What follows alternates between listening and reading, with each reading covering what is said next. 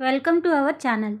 ఈరోజు మనం తెలుగు మెథడాలజీలో భాగంగా ధ్వని పరిమాణం, దీన్ని ఇంగ్లీష్లో ఫోనెటిక్ చేంజ్ అని అంటారు. ఈ టాపిక్ గురించి మనం కంప్లీట్గా తెలుసుకుందాం. అలాగే ధ్వని పరిమాణం భేదాల గురించి కూడా తెలుసుకొని దానికి సంబంధించి ప్రాక్టీస్ బిట్స్ కూడా మనం తెలుసుకుందాం. ధ్వని పరిమాణం అంటే ఏంటి, ధ్వని పరిమాణ భేదాలు ఏంటి, అలాగే దాని గురించి బిట్స్ ఎలా అడుగుతారనేది కూడా మనం ఈ వీడియోలో తెలుసుకుందాం. ఈ టాపిక్ అనేది ఏపీ అలాగే టీఎస్లో, టెట్ అలాగే డిఎస్సికి ప్రిపేర్ అయ్యే వాళ్ళకి, అలాగే గురుకుల ఇలా టీచర్ రిలేటెడ్ ఎగ్జామ్స్ అన్నిటికీ యూజ్ అవుతుంది. ఎస్జిటి వాళ్ళకి, స్కూల్ అసిస్టెంట్ వాళ్ళకి ఇద్దరికీ యూజ్ అవుతుంది. ముందుగా మనం అసలు ధ్వని పరిమాణం అంటే ఏంటో తెలుసుకుందాం. ఈ ధ్వని పరిమాణాన్ని ఇంగ్లీష్లో ఫోనెటిక్ చేంజ్ అని అంటారు. మరి మనం మాట్లాడే భాష, మన భాష పరిణామశీలి అని మనకి తెలుసు కదా. ఒకప్పుడు ప్రజలు మాట్లాడే తీరు వేరేలా ఉండేది, కొంచెం గ్రాంధిక భాషలా ఉండేది. కానీ ఇప్పుడు కొంచెం మారింది, అంటే కాలానుగుణంగా భాష మాట్లాడే తీరు కూడా మారింది. మరి కాలానుగుణంగా వచ్చే మార్పుల్లో రెండు రకాలు ఉంటుంది భాషలో. ఒకటి ధ్వని పరిమాణం అయితే ఇంకొకటి అర్థ పరిమాణం. మనం ఇప్పుడు తెలుసుకునేది ధ్వని పరిమాణం, ధ్వని పరిమాణం భేదాలు. ఈ ధ్వని పరిమాణాన్ని శబ్ద పరిమాణం అని కూడా అంటారు. మనందరికీ తెలుసు, ధ్వనుల స్థానకరణ ప్రయత్నాన్ని, ఉచ్చారణ విధానాన్ని తెలిపేదే ధ్వని విజ్ఞానం. మనం ఇప్పుడే తెలుసుకున్నాం కదా, ఒక భాషలో ఉన్న ఒక ధ్వనులు తర్వాత కాలంలో మార్పు చెందడాన్ని ధ్వని పరిమాణం అంటారు. అంటే భాషలోని పదాలలో అర్థం స్థిరంగా ఉంటుంది, అర్థం అలాగే ఉంటుంది, కానీ అది పలికే తీరు మారుతుంది, అంటే శబ్దం మారుతుంది. కాబట్టి దీన్ని శబ్ద పరిమాణం లేదా ధ్వని పరిమాణం అని అంటారు. కాబట్టి ఇంపార్టెంట్, ధ్వని పరిమాణం అన్నా శబ్ద పరిమాణం అన్నా ఒకటే. మీకు ఒక ఎగ్జాంపుల్ చెప్పాలంటే, పాతకాలంలో అయితే మీరు పాఠశాలకి వచ్చి తీరా ఇలా అడిగారు అనుకోండి. ప్రస్తుతం ఎలా అడుగుతున్నారు, నువ్వు స్కూల్కి వచ్చావా? రెండిట్లో కూడా ఒకటే అర్థం, కానీ మనకు అర్థం స్థిరంగా ఉంది, కానీ శబ్దం అంటే పలికే విధానం, శబ్దం మారింది. కాబట్టి దీన్ని శబ్ద పరిమాణం లేదా ధ్వని పరిమాణం అని అంటారు. మరి ఆ భాషలోని ధ్వని మార్పులను మొట్టమొదటిసారిగా వివరంగా తెలిపిన వారు టాలమీ, ఇటలీకి చెందిన టాలమీ. మరి దీన్ని ఈజీగా ఎలా ఐడెంటిఫై చేస్తారంటే, టామీ అంటే కుక్క పిల్లని గుర్తుపెట్టుకోండి. టామీ ధ్వని చేస్తుంది లేదా శబ్దం చేస్తుంది. మీకు ధ్వని పరిమాణం లేదా శబ్ద పరిమాణం అనగానే ఆ భాషలోని ధ్వనుల మార్పులను మొట్టమొదటిసారిగా వివరంగా తెలిపింది ఎవరు? టాలమీ. టామీ శబ్దం లేదా ధ్వని చేస్తుంది. టామీ ఎవరు? కుక్క పిల్ల. ఇలా ఈజీగా ఐడెంటిఫై చేయండి. జస్ట్ మనం ఏదో రకంగా గుర్తుపెట్టుకోవడానికి ఇటువంటివన్నీ మనం ఐడెంటిఫై చేయాలి. మనం ధ్వని పరిమాణం అంటే ఏంటో తెలుసుకున్నాం, ఫోనెటిక్ చేంజ్ అంటే ఏంటో తెలుసుకున్నాం. అలాగే భాషలోని ధ్వని మార్పులను మొట్టమొదటిసారిగా వివరంగా తెలిపిన వారు టాలమీ అని కూడా మనం తెలుసుకున్నాం. ఇప్పుడు మన కిందిట్లో నుంచే బిట్స్ వచ్చే అవకాశం ఎక్కువగా ఉంది, కాబట్టి ఇంపార్టెంట్. మరి ఈ ధ్వని పరిమాణంలోని భేదాలు ఏంటో చూద్దాం. ఒకటి వచ్చేసి వర్ణ సమీకరణం, నెక్స్ట్ వచ్చేసి వర్ణ విభేదం, నెక్స్ట్ వచ్చేసి వర్ణ సమ్మేళనం, దీన్నే వర్ణ సంయోగం, వర్ణ సంయోజనం అని కూడా అంటారు. నెక్స్ట్ వచ్చేసి వర్ణ వ్యత్యయం, దీన్నే స్థాన పరివర్తనం లేదా అక్షర విపర్యం అని కూడా అంటారు. నెక్స్ట్ వచ్చేసి వర్ణాగమం లేదా వర్ణాధిక్యం. వర్ణాగమం అన్నా వర్ణాధిక్యం అన్నా ఒకటే. మనకి ఏదో ఒకటి ఇవ్వచ్చు, ఈ రెండు పేర్లు ఏదో ఒకటి ఇవ్వచ్చు, కాబట్టి రెండు పేర్లు మనం తెలుసుకోవాలి. నెక్స్ట్ వచ్చేసి వర్ణలోపం, దీన్నే సవర్ణలోపం, అక్షరలోపం, వర్ణ నాశనం, హల్లోపం అని కూడా అంటారు. నెక్స్ట్ వచ్చేసి అజాదిత్వం, దీన్నే స్వర ప్రారంభం అని కూడా అంటారు. నెక్స్ట్ వచ్చేసి స్వరభక్తి, దీన్నే విప్రకర్ష లేదా వికర్ష అని కూడా అంటారు. నెక్స్ట్ వచ్చేసి తాళవ్యీకరణం, నెక్స్ట్ వచ్చేసి లోపదీర్ఘం, దీన్నే లోపదీర్ఘత అని కూడా అంటారు. నెక్స్ట్ వచ్చేసి అనుచిత విభాగం, నెక్స్ట్ చివరిగా ద్విత్వ కల్పనం. ఇవన్నీ కూడా ధ్వని పరిమాణం యొక్క భేదాలు. ఇప్పుడు మనం ఈ ధ్వని పరిణామం భేదాల్లో ఉన్న వాటన్నిటి గురించి మనం తెలుసుకోవాలి. ఫస్ట్ వచ్చేసి వర్ణ సమీకరణం. ఈ వర్ణ సమీకరణం గురించి తెలుసుకుందాం. సమీకరణం అంటే ఏంటంటే కూడిక, రెండు భిన్న వర్ణాలు కలిసి ఏకవర్ణంగా మారడాన్ని వర్ణ సమీకరణం అని అంటారు. ఇది రెండు రకాలుగా ఉంటుంది, ఒకటి పూర్వవర్ణ సమీకరణ, ఇంకొకటి వచ్చేసి పరవర్ణ సమీకరణ. వర్ణ సమీకరణం, వర్ణ సమీకరణంలో సమీకరణం అంటే కూడిక, రెండు భిన్న వర్ణాలు కలిసి ఏకవర్ణంగా మారడాన్ని వర్ణ సమీకరణం అని అంటారు. ఇది రెండు రకాలుగా ఉంటుంది. మరి రెండు భిన్న వర్ణాలు కలిసి ఏకవర్ణంగా మారుతాయి కదా, మరి ప్లస్కి ముందున్న వైపు అంటే గది ప్లస్ లు గదులు. ఇక్కడ మనకి ప్లస్కి ముందున్నది అంటే పూర్వం. ఇక్కడ చూడండి గది ప్లస్ కు గదికి. ఇక్కడ మనకి పరవర్ణం ప్లస్ తర్వాత ఉంది పరవర్ణం. కాబట్టి ఇలాగా మనం పూర్వవర్ణ సమీకరణం పరవర్ణ సమీకరణానికి డిఫరెన్స్ తెలుసుకోవాలి. ఒక ఎగ్జాంపుల్ చూడండి. పలికి ప్లస్ లు పలికి ప్లస్ లు పలుకులు. పలికి ప్లస్ లు పలుకులు. మీరు పరవర్ణ సమీకరణంలో చూడండి. నది ప్లస్ కు అంటే రెండు భిన్న వర్ణాలు కలిసి ఏకవర్ణంగా మారాయి నదికి. నది ప్లస్ కు నదికి. ఇవన్నీ కూడా పూర్వవర్ణ సమీకరణానికి ఉదాహరణలు అయితే ఇవన్నీ కూడా పరవర్ణ సమీకరణానికి ఉదాహరణలు. ఈ ఎగ్జాంపుల్స్లో ఏమి ఇచ్చినది వర్ణ సమీకరణం. మరి అందుట్లో మనల్ని పూర్వవర్ణ సమీకరణమా పరవర్ణ సమీకరణమా అని అడిగితే మనకిచ్చిన ఎగ్జాంపుల్ని బట్టి మనం ఆన్సర్ చేయాలి. వచ్చేసి వర్ణ విభేదం. మనం ఇందాక తెలుసుకున్న వర్ణ సమీకరణానికి ఆపోజిటే వర్ణ విభేదం. సమీకరణం అంటే కూడిక. రెండు భిన్న వర్ణాలు కలిసి ఏకవర్ణంగా మారడాన్ని వర్ణ సమీకరణం అంటారని మనం తెలుసుకున్నాం కదా. దానికి ఆపోజిటే వర్ణ విభేదం. కాబట్టి ఇది వర్ణ సమీకరణానికి వ్యతిరేకమైనది. మరి వర్ణ విభేదం అంటే ఒకే ధ్వనిని గాబరా వల్ల కానీ తడబాటు వల్ల కానీ రెండుసార్లు ఉచ్చరించినప్పుడు ఒక ధ్వని స్థానంలో వేరొక ధ్వని రావడాన్ని వర్ణ విభేదం అని అంటారు. ఈ ఎగ్జాంపుల్ చూడండి. సవరించు ప్లస్ ఇంచు ఈజ్ ఈక్వల్ టు సవరింపించు. అంటే ఇలా ఎందుకు వచ్చిందంటే మరి సవరించు తర్వాత మనం పొరపాటు వల్ల కానీ అయితే గాబరా వల్ల కానీ తడబాటు వల్ల కానీ రెండుసార్లు ఉచ్చరించాం. ఏది సవరించులో ఇంచు అనేది ఇంకొకసారి ఉచ్చరించడం వల్ల మనకి ఇక్కడ ఏమైంది సవరింపించు అని వచ్చింది. కాబట్టి ఇంచు అనేది పొరపాటున ఇంకొకసారి పలకడం వల్ల మనకి ఇక్కడ ఏమైంది వేరొక ధ్వని పించు అనేది ఏర్పడింది. మనకి యాక్చువల్గా అయితే సవరించు కానీ ఇక్కడ సవరింపించు అని పలకడం వల్ల అంటే వేరొక ధ్వని ఎందుకు వచ్చింది మరి గాబరా వల్ల కానీ తడబాటు వల్ల కానీ ఇక్కడ మనకి ఇంచు అనేది ఇంకొకసారి మనం పలకడం వల్ల మనకి ఇంకొక ధ్వని రావడం అనేది జరిగింది.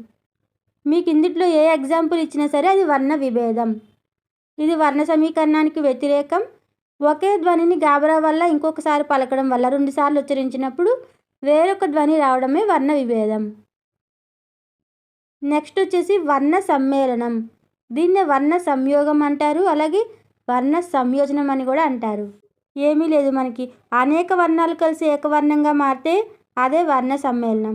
మనం వర్ణ సమీకరణంలో ఏం తెలుసుకున్నాము? రెండు భిన్న వర్ణాలు కలిసి ఏకవర్ణంగా మారితే అది వర్ణ సమీకరణం అని తెలుసుకున్నాం. అనేక వర్ణాలు మనకి ఇక్కడ సమ్మేళనం అని కనిపిస్తుంది కదా, కాబట్టి అనేక వర్ణాలు కలిసి ఏకవర్ణంగా మారడాన్ని వర్ణ సమ్మేళనం లేదా వర్ణ సంయోగం లేదా వర్ణ సంయోజనం అని అంటారు. మరి దీనికి ఎగ్జాంపుల్ చెప్పాలంటే చెరకు. మనకి ఇక్కడ బండిరా ఉంది, ఇక్కడ మనకి రా ఉంది. నెక్స్ట్ ఇలాగే ముల్, అలాగే కల్, అలాగే యాన్ నేను, అలాగే కన్ను. ఇటువంటివన్నీ కూడా ఈ వర్ణ సమ్మేళనం లేదా వర్ణ సంయోజనానికి ఎగ్జాంపుల్గా మనం చెప్పచ్చు. నెక్స్ట్ వచ్చేసి వర్ణ వ్యత్యయం. ఈ వర్ణ వ్యత్యయాన్ని స్థాన పరివర్తనం లేదా అక్షర విపర్యం అని కూడా అంటారు. మనకి పేరులోనే ఉంది వర్ణ వ్యత్యయం అంటే అక్షరాలు తారుమారవడం, అంటే ముందుకు వెనక్కి తారుమారవడం అంటే స్థాన పరివర్తనం. అక్షర విపర్యం అంటే ఉచ్చారణ వేగం వల్ల కానీ అశ్రద్ధ వల్ల కానీ అజ్ఞానం వల్ల కానీ తొందరపాటు వల్ల కానీ తడబాటు వల్ల కానీ ముందక్షరం వెనక అక్షరం అనేది ముందుకు మార్పు చెందడాన్ని వర్ణ వ్యత్యయం అని అంటారు. సింపుల్గా వర్ణ వ్యత్యయం అనగానే ఒక పదంలోని వర్ణాలు తారుమారు చెందడం అని గుర్తుపెట్టుకోండి. దీనికి ఎగ్జాంపుల్ చూడండి. నవ్వులాట. ఈ నవ్వులాటని నవ్వు టాలా అని చదివారనుకోండి, అంటే ఇటువైపు టాని ఇటువైపు తీసుకొచ్చారు కాబట్టి ఏమైంది తారుమారు అయ్యింది. కాబట్టి ఇది మనకి వర్ణ వ్యత్యయానికి అంటే స్థాన పరివర్తనం లేదా అక్షర విపర్యం. వర్ణ వ్యత్యయం అన్నా స్థాన పరివర్తనం అన్నా అక్షర విపర్యం అన్నా ఒకటే. దీనికి ఎగ్జాంపుల్గా మనం చెప్పచ్చు. ఇక్కడ ఉన్న ఎగ్జాంపుల్స్ అన్నీ కూడా వర్ణ వ్యత్యయానికి ఉదాహరణలు. కాబట్టి ఇవేమి ఇచ్చినా సరే ఎగ్జామ్లో మనం వర్ణ వ్యత్యయం అనే ఆన్సర్ చేయాలి. నెక్స్ట్ వచ్చేసి వర్ణాగమం. దీన్నే వర్ణాధిక్యం అని కూడా అంటారు. అంటే వర్ణాగమం. ఆగమం అంటే కొత్త పదాలు చేరడం. మనకి వర్ణాగమంలో ఆగమం అని తెలుస్తుంది కదా, కాబట్టి కొత్తగా వర్ణాలు చేరడం. అంటే కొత్త వర్ణాలు పదాల్లో చేరడమే వర్ణాగమం. అంటే ఉచ్చారణలో ఏదో కొరత కలిగినట్లు భావించడం వల్ల ఇలాంటి ఆధిక్యత అనేది ఏర్పడుతుందంట. కాబట్టి వర్ణాగమం అనగానే కొత్త వర్ణాలు పదాల్లో చేరడం. మరి ఈ వర్ణాగమం ఎందుకు ఏర్పడుతుందంటే ఉచ్చారణలో ఏదో కొరత కలిగినట్లు భావించడం వల్ల ఈ ఆధిక్యత అనేది ఏర్పడుతుందంట. మరి సామ్యం వల్ల కానీ ప్రామాణికం కాదనే భావంతో కానీ ఇలా కొత్త వర్ణాలు పదాల్లో చేరడాన్నే వర్ణాగమం అని అంటారు. మరి దీనికి ఎగ్జాంపుల్ చెప్పాలంటే కోలాటం, కోలాటకం. ఈ ఎగ్జాంపుల్ చూడండి, కోలాటం, కోలాటకం. మనకి ఇక్కడ కమ్ అనేది ఎక్స్ట్రాగా వచ్చింది. మనకి కోలాటం అని చదవచ్చు, కానీ కోలాటకం అంటే కమ్ అనేది ఎక్స్ట్రాగా వచ్చింది, కాబట్టి ఇది వర్ణాగమం. ఇటువంటివన్నీ కూడా దొంగాటం, దొంగాటకం ఇటువంటివన్నీ కూడా వర్ణాగమం అని బాగా గుర్తుపెట్టుకోండి. వీటికి ఇంకా ఎగ్జాంపుల్స్ చూడండి, కోలాటకం, కోలాటకం, దొంగాటం, దొంగాటకం. మనకి కొత్త వర్ణం అనేది చివరి రావాలనే లేదు, మనకి ఈ పదంలో ఎక్కడైనా రావచ్చు. కాబట్టి నడిరేయి, నడికి రేయి, తర్వాత వేగు చుక్క, మనకి ఇక్కడ మధ్యలో వచ్చింది రు, వేగురు చుక్క. కాబట్టి ఇలా కొత్త వర్ణం చేరడాన్నే పదాల్లో చేరడాన్నే కాబట్టి ఇలా కొత్త వర్ణాలు పదాల్లో చేరడాన్నే వర్ణాగమం అని అంటారు. ఈ ఎగ్జాంపుల్స్లో ఏ ఎగ్జాంపుల్ వచ్చినా సరే అది వర్ణాగమం అని బాగా గుర్తుపెట్టుకోండి. నెక్స్ట్ వచ్చేసి వర్ణలోపం. దీన్నే సవర్ణలోపం లేదా అక్షరలోపం లేదా వర్ణ నాశనం లేదా హల్లోపం అని కూడా అంటారు. మరి వర్ణలోపం అంటే ఏంటంటే ఒక పదం చివర వచ్చిన హల్లు మరొక పదం మొదటి వచ్చినప్పుడు మొదటిది లోపించడాన్నే వర్ణలోపం అని అంటారు. ఫర్ ఎగ్జాంపుల్ చూడండి, రెప్ప ప్లస్ పాటు, రెప్పాటు. మనకి రెప్పాలో ఫస్ట్ మనకి చివర ఏమొచ్చింది, మనకి మొదటి పదం చివర పా పా అనే వర్ణం వచ్చింది. మరి తర్వాత పదంలో కూడా పానే వచ్చింది. కాబట్టి ఒక పదం చివర వచ్చిన హల్లు అంటే రెప్ప ప్లస్ పాటులో రెప్ప అనేది ఒక పదం, పాటు అనేది ఒక పదం. మరి రెప్ప అనే పదంలో మనకి లాస్ట్ హల్లు ఏముంది, పా ఉంది. మనకి రెండో పదంలో ఫస్ట్ ఏముంది, పా ఉంది. కాబట్టి ఒక పదం చివరి వచ్చిన హల్లు మరొక పదం మొదట వచ్చినప్పుడు మనకి ఏమవుతుందంటే ఈ మొదటిది లోపిస్తుందంట. కాబట్టి మనకి మొదటిది లోపించి ఏమైంది, కొత్తగా రెప్పాటు అయ్యింది. ఇలా లోపించడాన్నే వర్ణలోపం అని అంటారు. మరి ఎగ్జాంపుల్స్ అన్నీ కూడా ఈ వర్ణలోపానికి ఉదాహరణలు. నెక్స్ట్ వచ్చేసి అజాదిత్వం లేదా స్వర ప్రారంభం. అజాదిత్వం అన్నా స్వర ప్రారంభం అన్నా ఒకటే, మనకి పేరులోనే ఉంది చూడండి. స్వరాలు అంటే ఏంటి, అచ్చులు. మరి అజాదిత్వం అంటే కొన్ని హల్లులకు ముందు ఉచ్చారణలో అచ్చు చేర్చి పలకడాన్ని అజాదిత్వం అంటారు. స్వర ప్రారంభం లేదా అజాదిత్వం అంటే కొన్ని హల్లులకు ముందు ఉచ్చారణలో అచ్చు చేర్చి పలకడాన్ని అజాదిత్వం అని అంటారు. మనకు అచ్చులు అనేవి తెలుసు కదా తెలుగులో, కాబట్టి వీటిని చేర్చి పలకడాన్నే అజాదిత్వం లేదా స్వర ప్రారంభం అని అంటారు. ఎగ్జాంపుల్స్ చూస్తే మరి ఉదాహరణ చూడండి, రథం, అరథం. రథానికి ముందు ఏం చేర్చారు, ఆ చేర్చారు. ఆ అనేది వచ్చు కదా, కాబట్టి అరథం అని చదవడం. స్కూటర్ని ఇస్కూటరు అని చదవడం. స్కేలుని ఇస్కేలు అని చదవడం. రక్తాన్ని ఇరకతము అని చదవడం. స్కూల్ని ఇస్కూల్ అని చదవడం. హోలిగాని ఓలిగా అని చదవడం. మరి ఓ అనేది కూడా వచ్చాయి కదా, కాబట్టి హోలిగాని ఓలిగా అని చదవడం కూడా ఈ అజాదిత్వం లేదా స్వర ప్రారంభమే. నెక్స్ట్ ఏంటంటే స్వరభక్తి లేదా విప్రకర్ష లేదా వికర్ష. స్వరభక్తి అన్న విప్రకర్ష అన్న వికర్ష అన్న ఒకటే. మరి స్వరభక్తి అంటే భిన్న హల్లుల మధ్య మరో వర్ణం వచ్చి చేరడాన్ని స్వరభక్తి అని అంటారు. అంటే సంయుక్తాక్షరాలు మామూలుగా విడిపోయి ఏకాక్షరాలుగా మారడాన్ని స్వరభక్తి అని అంటారు. మరి సంయుక్తాక్షరాలు అంటే ఒక హల్లుకి వేరొక హల్లు వచ్చి చేరడం, ఒక హల్లుకి వేరొక హల్లు ఒత్తుగా చేరడాన్ని సంయుక్తాక్షరం అంటారు. అదే ద్విత్వాక్షరాలు అయితే ఒక హల్లుకు అదే హల్లు ఒత్తుగా చేరుతుంది. మరి సంయుక్తాక్షరం అంటే ఒక హల్లుకి వేరొక హల్లు ఒత్తుగా చేరడాన్ని సంయుక్తాక్షరం అని అంటారు. ఫర్ ఎగ్జాంపుల్ ఇక్కడ చూడండి, తర్వాతలో మనకి ఈ పదంలో రాకి వావొత్తు వచ్చింది.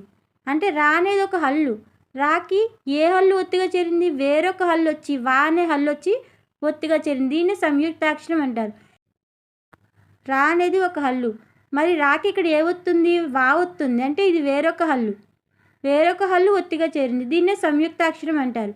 దీన్ని ఇప్పుడు విడదీసి రాయండి. రువా అంటే రువాని రువాని విడదీస్తాం. కాబట్టి ఇలా విడదీసి రాయడాన్ని, సంయుక్తాక్షరాలను మామూలుగా విడిపోయి ఏకాక్షరాలుగా మారడాన్ని స్వరభక్తి అని అంటారు.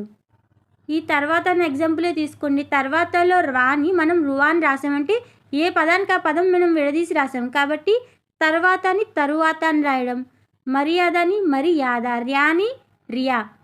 ఇలా సంయుక్తాక్షరాలు అనేవి మామూలుగా విడిపోయి ఏకాక్షరాలుగా మారడమే స్వరభక్తి. కాబట్టి ఈ ఎగ్జాంపుల్స్ అన్నీ కూడా స్వరభక్తి లేదా విప్రకర్ష లేదా వికర్ష. ఇక్కడున్న ఎగ్జాంపుల్స్ అన్నీ కూడా స్వరభక్తికి సంబంధించిన ఉదాహరణలే. నెక్స్ట్ ఏంటంటే తాళవ్యీకరణ. తాళవ్యీకరణ గురించి తెలుసుకునే ముందు తాళవ్యాలు అంటే ఏంటో తెలుసుకుందాం. తాళవ్యాలు అంటే తాళువులు. తాళువులు స్థానంగా ఉచ్చరించబడే ధ్వనులను తాళవ్యాలు అని అంటారు.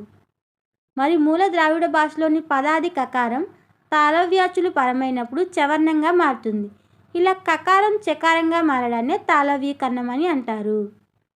కకారం చకారంగా మారడం. ఫర్ ఎగ్జాంపుల్ చూడండి, కివి చెవి, కీరా ఇక్కడ చీర, ఇక్కడ కెంపు వచ్చింది, కెంపు చెంపు. ఇక్కడ మనకి కకారం అనేది ఇక్కడ చెంపు అయింది, అంటే చకారంగా మారింది. కాబట్టి ఇలాగా కివి చెవి, కీరా చీర, కెంపు చెంపు ఇవన్నీ కూడా ఈ ఉదాహరణలన్నీ కూడా తాళవ్యీకరణం.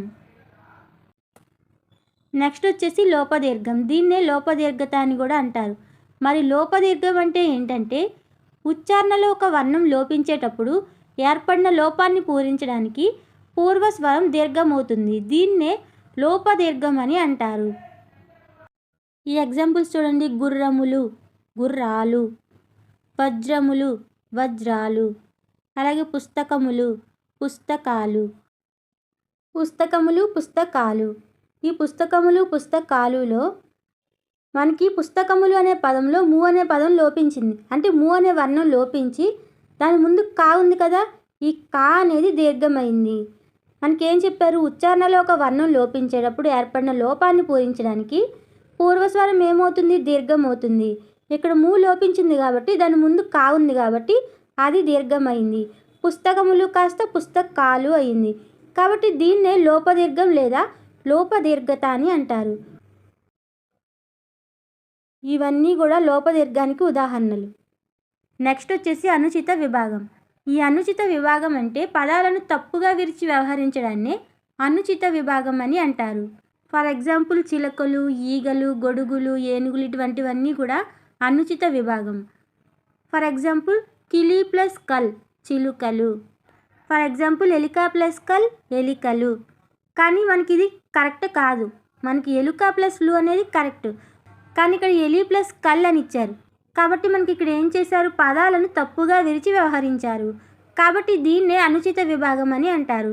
మనకి ఇటువంటివన్నీ కూడా అనుచిత విభాగంలోకే వస్తాయి. నెక్స్ట్ వచ్చేసి ద్విత్వ కల్పనం.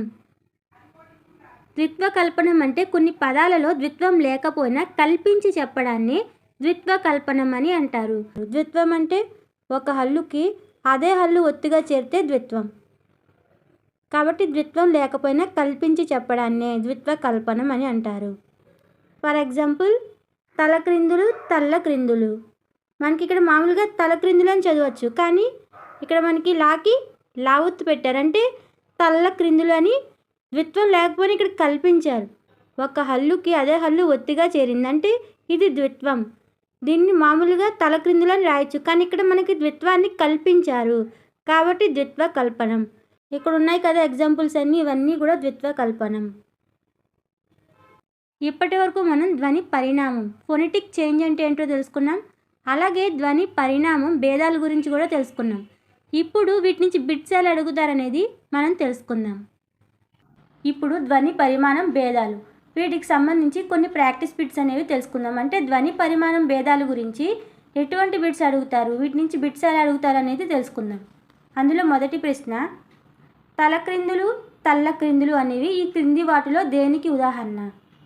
ఆప్షన్ 1 తాళవ్యీకరణ, ఆప్షన్ 2 ద్విత్వ కల్పన, ఆప్షన్ 3 అక్షర లోపం, ఆప్షన్ 4 అజాదిత్వం. దీనికి కరెక్ట్ ఆన్సర్ ఏంటంటే ఆప్షన్ 2 ద్విత్వ కల్పన. కరెక్ట్ ఆన్సర్ ఏంటి? ఆప్షన్ 2. ఎందుకు అంటే మనకి ఎగ్జాంపుల్ ఏమి ఇచ్చారు, తలక్రిందులు తల్లక్రిందులు. ద్విత్వ కల్పన అంటే ఏంటి, అసలు ద్విత్వం అంటే ఏంటి?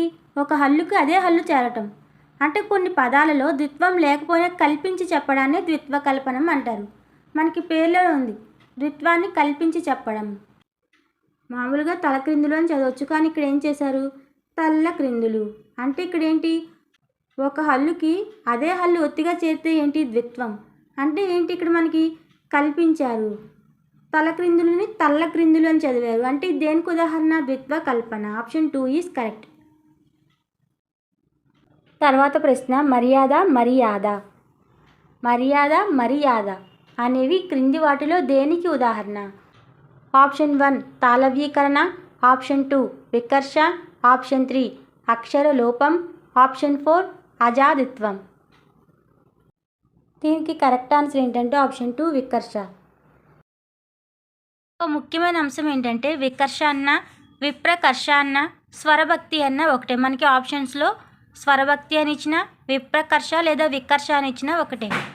ఈ వికర్ష అంటే ఏమీ లేదు. వికర్ష అన్న స్వరభక్తి అన్న విప్రకర్ష అన్న ఏంటంటే భిన్న హల్లుల మధ్య మరో వర్ణం వచ్చి చేరడమే స్వర్ణభక్తి లేదా విప్రకర్ష లేదా వికర్ష. అంటే ఏంటంటే ఇప్పుడు సంయుక్తాక్షరాలు మనకు తెలుసు కదా, ఒక హల్లుకి వేరొక హల్లు ఒత్తుగా చేరడం. ఇప్పుడు ఒక సంయుక్తాక్షరం అనేది విడిపోయి ఏకాక్షరంగా మారడాన్నే స్వరభక్తి అని అంటారు. ఫర్ ఎగ్జాంపుల్ మర్యాద. ఇక్కడ మనకి మర్యాదలో రాకే ఒత్తు వచ్చింది, యా ఒత్తు. అంటే ఒక హల్లుకి వేరే హల్లు ఒత్తుగా చేరింది కాబట్టి ఇది సంయుక్తాక్షరం. ఇప్పుడు ఈ ర్యాని మనం విడదీస్తే రియా అవుతుంది కాబట్టి మర్యాద మర్యాద అయ్యింది. కాబట్టి దీన్నే స్వరభక్తి లేదా విప్రకర్ష లేదా వికర్ష అని అంటారు. So correct answer is option 2. ఇక్కడ మనకి మర్యాదలో రాకి యావత్తు వచ్చిందంటే ఇది సంయుక్తాక్షరం అని మనం విడదీసి రాయిగా రియాని రాసాం. కాబట్టి మరి మర్యాదని మర్యాద అని చదివితే ఇది దేనికి ఉదాహరణ అంటే వికర్ష. ఆప్షన్ 2. ఈ వికర్షనే స్వరభక్తి అనొచ్చు, విప్రకర్ష అని కూడా అనొచ్చు. కాబట్టి ఆప్షన్ 2 ఈజ్ కరెక్ట్. తర్వాత ప్రశ్న, కీరా చీర. కీరా చీర అనేవి క్రింది వాటిలో దేనికి ఉదాహరణ? ఆప్షన్ 1 తాళవ్యీకరణ, ఆప్షన్ 2 వికర్ష, ఆప్షన్ 3 అక్షర లోపం, ఆప్షన్ 4 ద్విత్వ కల్పన. దీనికి కరెక్ట్ ఆన్సర్ ఏంటంటే ఆప్షన్ 1 తాళవ్యీకరణ. తాళవ్యీకరణ అంటే ఏంటో తెలుసుకుందాం. సాధారణంగా తాళవ్యాలు అంటే ఏంటంటే తాళువులు స్థానంగా ఉచ్చరించబడే ధ్వనులు, అంటే దవడలు స్థానంగా ఉచ్చరించబడే ధ్వనులు. మీకు తాళవ్యాలు అనగానే దవడల స్థానంగా ఉచ్చరించబడే ధ్వనులు మనకి తెలుసు. అయితే మూల ద్రావిడ భాషలోని పదాది కకారం తాళవ్యాచుల పరమైనప్పుడు చవర్ణంగా మారుతుంది. సింపుల్గా కకారం చకారంగా మారడం అని గుర్తుపెట్టుకోండి. కకారం చకారంగా మారడాన్ని తాళవ్యీకరణం అంటారని గుర్తుపెట్టుకోండి. దీనికి ఇంకా ఎగ్జాంపుల్ చెప్పాలంటే కివి చెవి, అలాగే కెంపు చెంపు, అలాగే కిలి చిలుక. అంటే ఈ కీరా చీరాలో కూడా కకారం అనేది చకారంగా మారింది కాబట్టి కీరా చీర అనేది తాళవ్యీకరణ. Option 1 is correct. మీరు సింపుల్గా కకారం చకారంగా మారింది అనగానే తాళవ్యీకరణ అని గుర్తుపెట్టుకోండి. తర్వాత ప్రశ్న, స్కేలు ఇస్కేలు అనేది. అంటే స్కేలుని ఇస్కేలుగా పలకడం అనేది ఆప్షన్ 1 అజాదిత్వం, ఆప్షన్ 2 స్వర ప్రారంభం, ఆప్షన్ 3 1 మరియు 2 రెండు సరైనవే, ఆప్షన్ 4 పైవేవి కాదు. దీనికి కరెక్ట్ ఆన్సర్ ఏంటంటే ఆప్షన్ 3 1 మరియు 2 సరైనవే. ఎందుకు అంటే అజాదిత్వం అన్న స్వర ప్రారంభం అన్న ఒకటే కాబట్టి ఆప్షన్ 3 ఈజ్ కరెక్ట్. అజాదిత్వం లేదా స్వర ప్రారంభం అంటే ఏంటంటే కొన్ని హల్లులకు ముందు ఉచ్చారణలో అచ్చు చేర్చి పలకడాన్నే అజాదిత్వం అంటారు. కాబట్టి స్కేలుని మనం ఎలా చదువుతున్నాం, ఇస్కేలు అని చదువుతున్నాం. అంటే ఇక్కడ ఈ అనేది అచ్చు కదా, కాబట్టి ఇస్కేలు అని చదవడం అనేది అజాదిత్వం లేదా స్వర ప్రారంభం. కాబట్టి ఆప్షన్ 3 ఈజ్ కరెక్ట్. దీనికి ఇంకా కొన్ని ఎగ్జాంపుల్స్ చెప్పాలంటే స్కూటర్ని ఇస్కూటరు అని చదవడం, రక్తముని ఇరకతము అని చదవడం, హోలిగను ఓలిగా అని చదవడం, స్కూలుని ఇస్కూలు అని చదవడం, రథాన్ని అరథం అని చదవడం. ఇవన్నీ కూడా అజాదిత్వం లేదా స్వర ప్రారంభం. అజాదిత్వం అన్న స్వర ప్రారంభం అన్న ఒకటే కాబట్టి ఆప్షన్ 3 ఈజ్ కరెక్ట్. తర్వాత ప్రశ్న, పదాలను తప్పుగా విరిచి వ్యవహరించడాన్ని ఏమంటారు? ఆప్షన్ 1 ద్విత్వకల్పన, ఆప్షన్ 2 అనుచిత విభాగం, ఆప్షన్ 3 లోపదీర్ఘం, ఆప్షన్ 4 వర్ణ లోపం. దీనికి కరెక్ట్ ఆన్సర్ ఏంటంటే ఆప్షన్ 2 అనుచిత విభాగం. ఒక ఎగ్జాంపుల్ తీసుకోండి, ఎలికలు. ఎలికల్ని ఎలా విడదీయాలి? ఎలుక ప్లస్ లు. కానీ ఎలి ప్లస్ కళ్ళని విడదీస్తే అప్పుడు పదాన్ని మనం తప్పుగా విరిచి వ్యవహరించడం అవుతుంది. కాబట్టి దీన్నే అనుచిత విభాగం అని అంటారు. పదాలను తప్పుగా విరిచి వ్యవహరించడాన్ని ఏమంటారు? అనుచిత విభాగం. కాబట్టి ఆప్షన్ 2 ఈజ్ కరెక్ట్. తర్వాత ప్రశ్న, పుస్తకములు పుస్తకాలు అనేది ఆప్షన్ 1 వర్ణ విభేదనం, ఆప్షన్ 2 వర్ణ లోపం, ఆప్షన్ 3 వర్ణ సమీకరణం, ఆప్షన్ 4 లోపదీర్ఘం. దీనికి కరెక్ట్ ఆన్సర్ ఏంటంటే ఆప్షన్ 4 లోపదీర్ఘం. లోపదీర్ఘం అన్నా లోపదీర్ఘత అన్నా ఒకటే. కాబట్టి మనకు ఆప్షన్స్లో లోపదీర్ఘత అని ఇచ్చినా లోపదీర్ఘం అని ఇచ్చినా కరెక్టే. So correct answer is option 4. లోపదీర్ఘం అంటే ఏంటంటే ఇక్కడ చూడండి, పుస్తకములు. ఈ పుస్తకములు అనేది పుస్తకాలు అని చదివారు. అంటే ఇక్కడ మనకి ము అనేది లోపించింది. అప్పుడు దానికి ముందున్న కా ఏమైంది? దీర్ఘమైంది. కాలు, పుస్తకాలు అయింది. అంటే ఒక పదం లోపించినప్పుడు ఆ లోపాన్ని పూరించడానికి కా అనేది దీర్ఘమైంది. కాబట్టి దీన్నే లోపదీర్ఘం అని అంటారు. తర్వాత ప్రశ్న, శతకం అనే పదాన్ని ఒక విద్యార్థి తశకం అని పలికాడు. దీనిని భాషాశాస్త్రంలో ఇలా అంటారు. ఆప్షన్ 1 వర్ణ విభేదనం, ఆప్షన్ 2 వర్ణ సమీకరణం, ఆప్షన్ 3 వర్ణ లోపం, ఆప్షన్ 4 వర్ణ వ్యత్యయం. దీనికి కరెక్ట్ ఆన్సర్ ఏంటంటే ఆప్షన్ 4 వర్ణ వ్యత్యయం. Correct answer is option 4. ఇంకొక ముఖ్యమైన అంశం ఏంటంటే వర్ణ వ్యత్యయం అన్నా స్థాన పరివర్తనం అన్నా అక్షర విపర్యం అన్నా ఒకటే. మనల్ని ఎగ్జామ్లో ఆప్షన్స్లో వర్ణ వ్యత్యయం అని అడగచ్చు, స్థాన పరివర్తనం అని అడగచ్చు, లేదా అక్షర విపర్యం అని కూడా అడగచ్చు. మనకి పేర్లోనే ఉంది కదా, వర్ణ వ్యత్యయం అంటే ఒక పదంలోని వర్ణాలు తారుమారు చెందడం. అంటే అది మనం పలికేటప్పుడు అంటే ఉచ్చరించేటప్పుడు వేగంగా పలకడం వల్ల కానీ, లేకపోతే మన అశ్రద్ధ వల్ల కానీ, లేకపోతే మన అజ్ఞానం వల్ల కానీ, తొందరపాటు వల్ల కానీ, లేకపోతే మనకి తడబాటు రావడం వల్ల కానీ, మన ముందు అక్షరాన్ని వెనుకకు, వెనుక అక్షరానికి ముందుకి కొన్నిసార్లు తప్పుగా పలుకుతాం కదా. కాబట్టి ఇలా మార్పు చెందడాన్నే వర్ణ వ్యత్యయం అని అంటారు. ఇప్పుడు శతకం అనే పదాన్ని ఎలా చదివారు? తశకం అని చదివారు. అంటే పొరపాటు వల్ల కానీ, అంటే ఉచ్చారణ వేగం వల్ల కానీ, అశ్రద్ధ వల్ల కానీ ఏదైనా కావచ్చు. కానీ శతకాన్ని ఏమని చదివారు? కొంచెం తారుమారు చేసి తశకం అని చదివారు. కాబట్టి దీన్నే వర్ణ వ్యత్యయం అని అంటారు. మనకి పేరులోనే ఉంది కదా వర్ణ వ్యత్యయం. దీన్నే స్థాన పరివర్తనం అని కూడా అంటారు, అక్షర విపర్యం అని కూడా అంటారు. ఇంకా మీకు ఎగ్జాంపుల్స్ చెప్పాలంటే గజదొంగని జగదొంగ అని పలకడం, తమాషాని శాతమా అని పలకడం. అంటే ఒక పదంలోని వర్ణాలని తారుమారు చెందించి పలకడాన్ని వర్ణ వ్యత్యయం అని అంటారు. తర్వాత ప్రశ్న, ఆర్భాటం అనే పదాన్ని ఒక విద్యార్థి ఆర్భాటకం అని పలికాడు. దీనిని భాషాశాస్త్రంలో ఇలా అంటారు. ఆప్షన్ 1 వర్ణాగమం, ఆప్షన్ 2 వర్ణ సమీకరణం, ఆప్షన్ 3 వర్ణ లోపం, ఆప్షన్ 4 వర్ణ వ్యత్యయం. దీనికి కరెక్ట్ ఆన్సర్ ఏంటంటే ఆప్షన్ 1 వర్ణాగమం. వర్ణాగమం అన్నా వర్ణాధిక్యం అన్నా ఒకటే. వర్ణాగమం అంటే పేర్లోనే ఉంది కదా, కొత్త వర్ణాలు పదాల్లో చేరడం. ఇప్పుడు ఫర్ ఎగ్జాంపుల్ ఆర్భాటం చూడండి. మనకి ఆర్భాటంలో మనకి కొత్తగా కమ్ అనేది యాడ్ అయింది. కాబట్టి ఆర్భాటకం అయింది. కాబట్టి కొత్త వర్ణాలు వచ్చి చేరాయి కాబట్టి వర్ణాగమం. సింపుల్గా కొత్త వర్ణాలు అంటే పేర్లోనే ఉంది కదా వర్ణాగమం అంటే కొత్త వర్ణాలు రావడం. ఒకవేళ ఉచ్చారణలో ఏదో కొరత కలిగినట్లు భావించినప్పుడు ఇలాంటి ఆధిక్యత అనేది ఏర్పడుతుంది. ఇంకా సామ్యం వల్ల కానీ ప్రామాణికం కాదనే భావంతో కానీ కొత్త వర్ణాలు అనేవి పదాల్లో చేరడం అనేది జరుగుతుంది. కాబట్టి ఇలా చేరడాన్నే వర్ణాగమం అని అంటారు. So correct answer is option 1 వర్ణాగమం. కంచు ప్లస్ చెంబు = కంచెంబు అనేది ఆప్షన్ 1 వర్ణ విభేదనం, ఆప్షన్ 2 వర్ణ లోపం, ఆప్షన్ 3 వర్ణ సమీకరణం, ఆప్షన్ 4 వర్ణ వ్యత్యయం. దీనికి కరెక్ట్ ఆన్సర్ ఏంటంటే ఆప్షన్ 2 వర్ణ లోపం. వర్ణ లోపమన్నా సవర్ణ లోపమన్నా అక్షర లోపమన్నా వర్ణ నాశనమన్నా హల్లోపమన్నా ఒకటే. అసలు ఈ వర్ణ లోపం అంటే ఏంటంటే ఒక పదం చివరి వచ్చిన హల్లు మరొక పదం మొదట వచ్చినప్పుడు మొదటిది లోపించడాన్నే వర్ణలోపం అని అంటారు. కంచు ప్లస్ చెంబుని మనం ఎలా రాసాం? కంచెంబు. అంటే ఇక్కడ మనకి చూ అనేది తీసేశారు, కంచెంబు. కాబట్టి ఒక పదం చివరి వచ్చిన హల్లు మరొక పదం మొదట వచ్చినప్పుడు ఏమైంది? మొదటి పదం అనేది లోపించింది. కాబట్టి కంచు ప్లస్ చెంబు = కంచెంబు అనేది వర్ణలోపం. ఈ తెలుగు మెథడాలజీ క్లాస్ కనుక మీకు నచ్చినట్లయితే ఈ వీడియోని లైక్ చేయండి, షేర్ చేయండి, అలాగే ఈ ఛానల్ని సబ్స్క్రైబ్ చేసుకోండి. Thanks for watching this video.